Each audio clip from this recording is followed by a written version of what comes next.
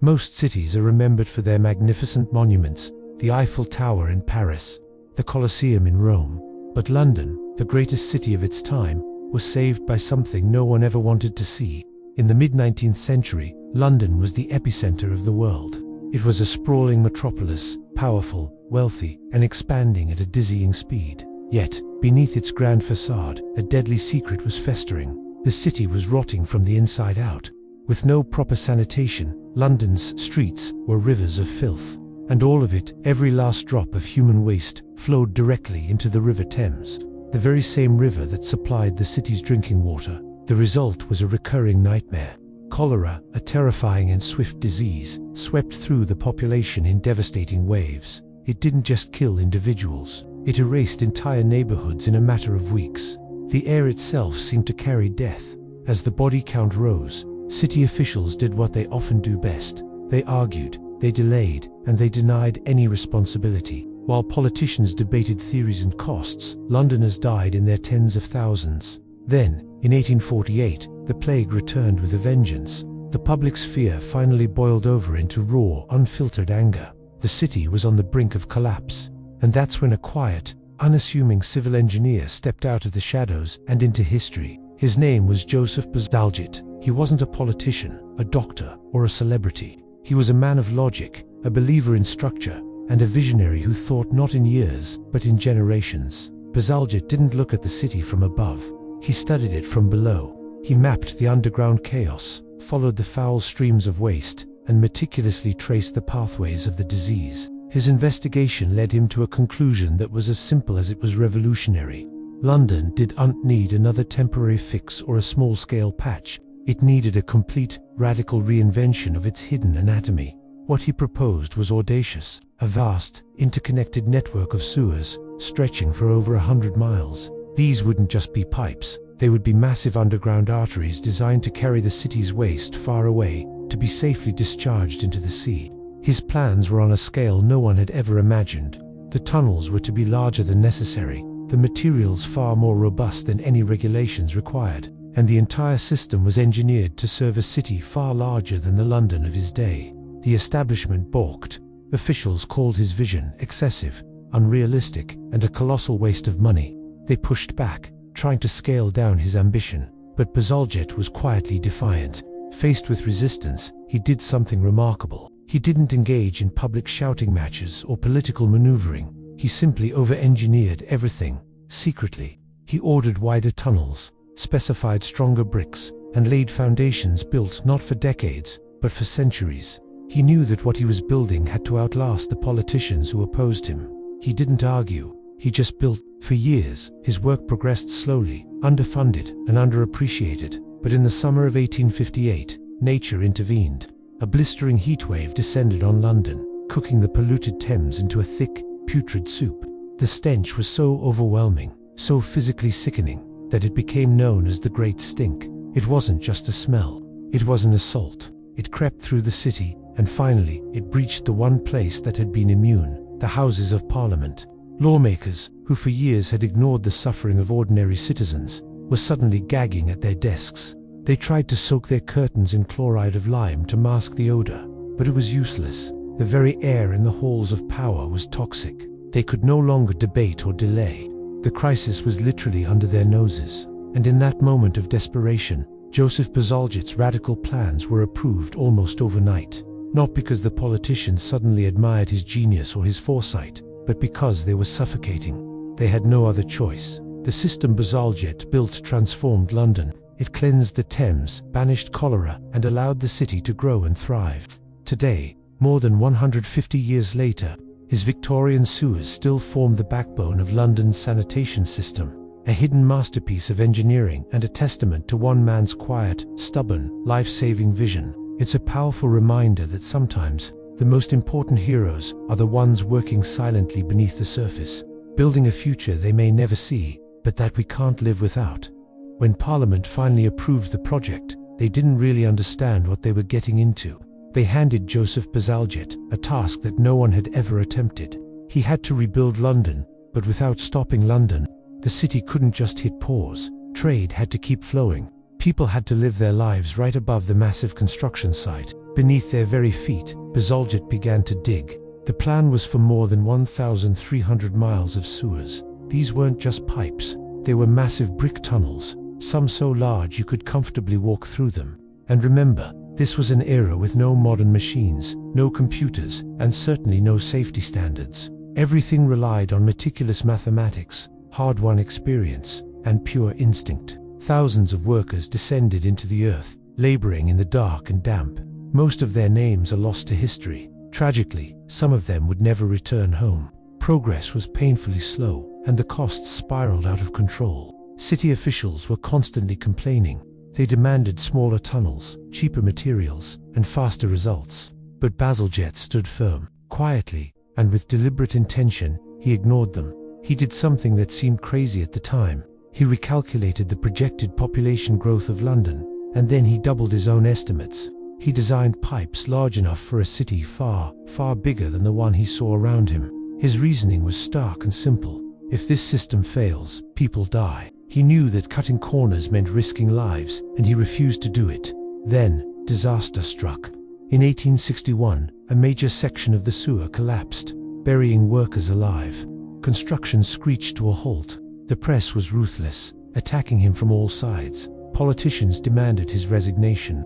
Through it all, Bazalgette said nothing. He didn't make grand speeches or public apologies. He simply reviewed the failure, figured out what went wrong, reinforced the design, and ordered the work to continue. His response wasn't words, it was stronger tunnels. By the late 1860s, sections of the new system began to come online. For the first time, raw sewage wasn't flowing directly into the heart of the city and its drinking water. Instead, it was redirected far to the east. And then, something truly remarkable happened. Cholera, the disease that had terrorized London for decades, just vanished. It didn't fade away slowly. It stopped, almost overnight. Deaths that once numbered in the tens of thousands dropped to nearly zero. Think about that. No new miracle medicine was introduced. No vaccine was discovered. The only thing that changed was the infrastructure, the hidden network of pipes beneath the streets. Yet, most Londoners had no idea why they were suddenly safe. They walked the streets, completely unaware that their lives were being protected by brick, mortar, and one man's incredible foresight. Joseph Bazalgette never held a victory parade. He didn't seek out fame or recognition. When the project was done, he was already thinking about the next challenge, because he understood a fundamental truth that many people still miss today. A system that works quietly is only ever noticed when it fails. His legacy isn't a statue or a famous monument. His legacy is the silent, unseen system that has saved countless lives, a testament to the power of thinking ahead. Have you ever heard of Joseph Bazalgette? Probably not. And that's exactly the point of this story. It's about a man whose greatest achievement was so successful, it made him invisible. Let's rewind to the 19th century. London was a global powerhouse, but it had a dark, dirty secret. The River Thames, the city's main water source, was also its main sewer. It was a breeding ground for diseases, especially the dreaded cholera. Thousands died every year. The city was choking on its own filth. It was a crisis so bad, it was called the Great Stink.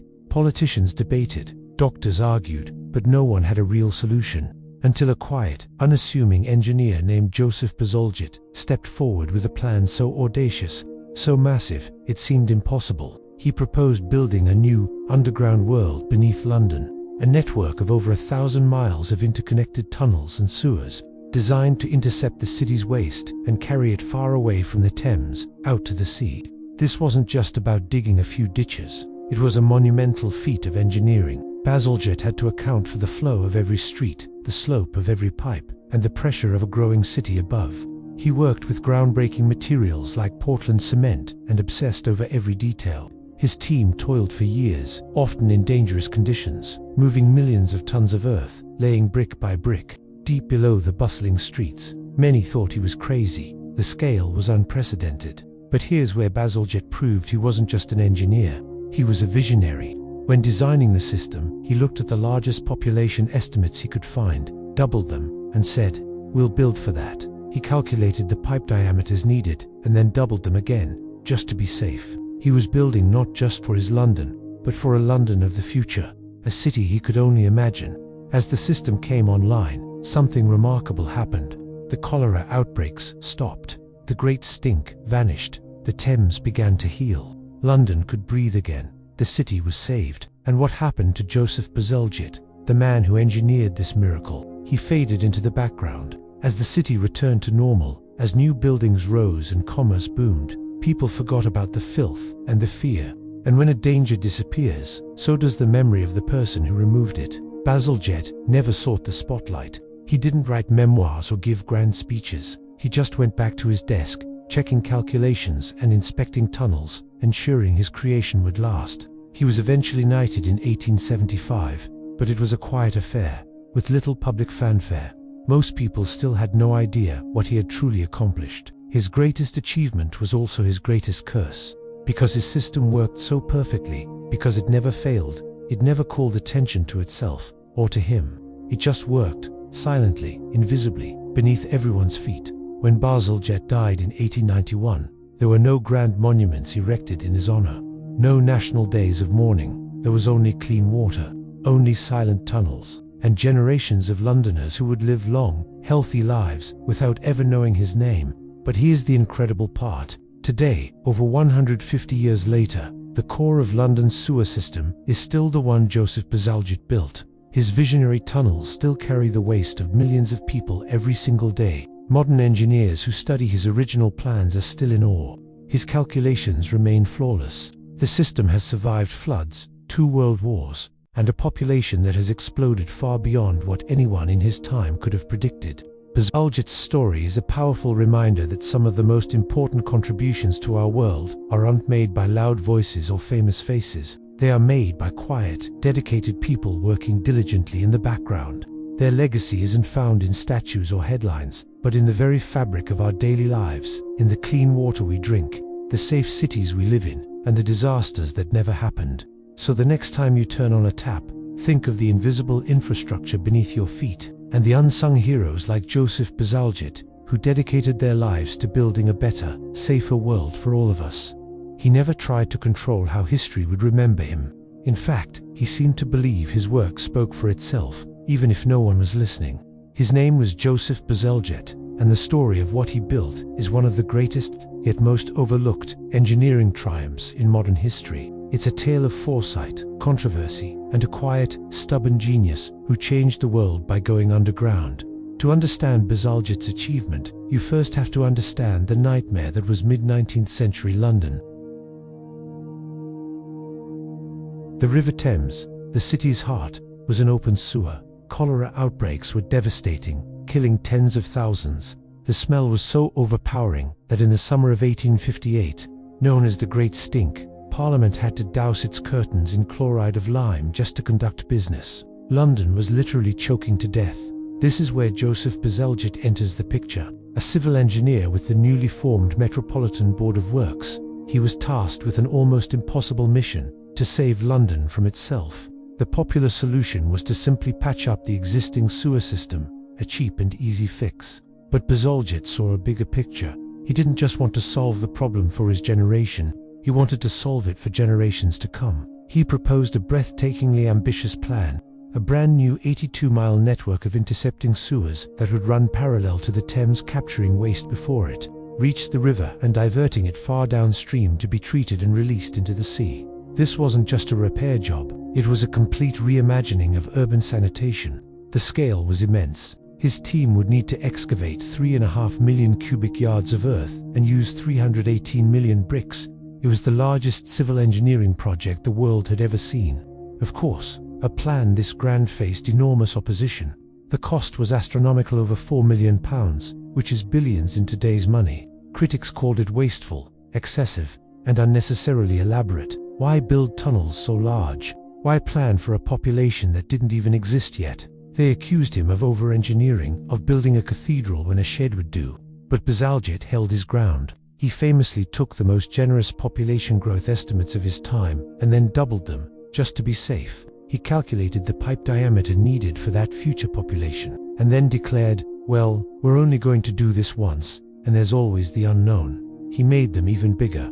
This foresight turned out to be his greatest gift. Construction began in 1859, a monumental undertaking that transformed the city. They tunneled under crowded streets, railways, and canals. To build the iconic Victoria, Albert, and Chelsea embankments, they reclaimed over 50 acres of land from the muddy banks of the Thames, creating new roads, gardens, and public spaces that still define London's riverside today. His sewers were not just pipes, they were architectural marvels. Bazalgette insisted on using the highest quality Portland cement, a relatively new material, ensuring the structures would be incredibly durable. He designed the egg-shaped tunnels to maintain a self-cleaning flow rate, even with low volumes of water. Every single detail was considered for longevity. By 1875, the system was complete, and the effect was immediate. Cholera outbreaks virtually vanished. The Thames began to recover, and fish returned for the first time in decades. The Great Stink became a distant memory. London could finally breathe again, allowing it to grow into the sprawling metropolis we know today. Bazalgette didn't just build a sewer system, he built the foundation for modern London. So, what about today? We live in a world Bazalgette could never have imagined, a city of nearly 9 million people, facing the challenges of climate change and rising sea levels, and yet, his work endures.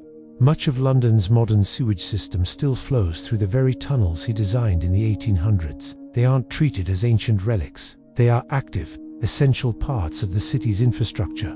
Modern engineers don't replace them, because they were built too well to be replaced. That so-called over-engineering is now recognized for what it was: incredible foresight. Joseph Bazalgette's story is a powerful lesson. He wasn't interested in fame or public praise. His decisions were expensive, his plans were criticized, and his name was nearly forgotten by the public he served. But he understood that the true measure of success isn't how loudly it's celebrated, but how long it lasts. He didn't leave behind grand statues or memorable slogans. He left behind clean water and public health. He didn't change public opinion, he changed the conditions for survival. Most people who live in or visit London will never know his name. They will never think about the complex network of tunnels running silently beneath their feet, protecting them every single day. And that, perhaps, is the final proof of his genius. Because the most successful systems, the safest systems, are the ones we never have to think about at all. Thank you for watching. If you found this story as fascinating as I did, consider subscribing for more tales of hidden history.